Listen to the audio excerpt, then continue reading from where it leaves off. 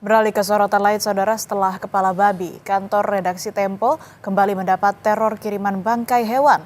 Kali ini berupa 6 bangkai tikus. Bangkai 6 ekor tikus ini terbungkus dalam sebuah kardus dan dilapis kertas kado bermotif bunga.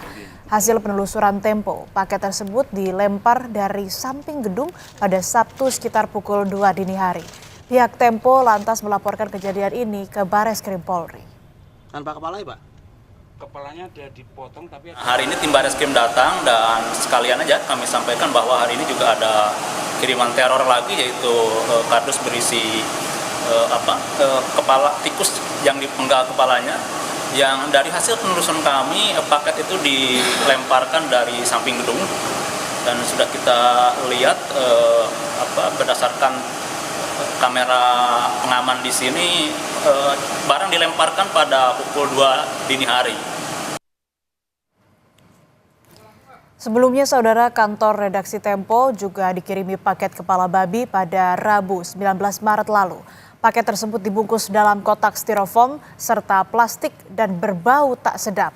Paket tersebut dikirim oleh kurir menggunakan atribut aplikasi pengiriman dan ditujukan ke salah satu jurnalis Tempo, Francisca Christy Rosana atau Cica, reporter Des Politik bocor alus. Kejadian ini telah dilaporkan ke polisi.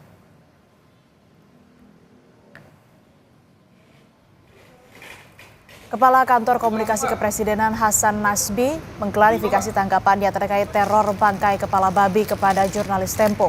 Kata Hasan, sarannya memasak kepala babi justru mendukung sikap Tempo yang menanggapi teror dengan kelakar. Melalui sambungan telepon kepada wartawan, Hasan Nasbi bilang sikap santai jurnalis Tempo justru menggagalkan tujuan peneror. Hasan menambahkan pemerintahan Prabowo tetap mendukung kebebasan pers di tengah teror kepala babi kepada jurnalis Tempo.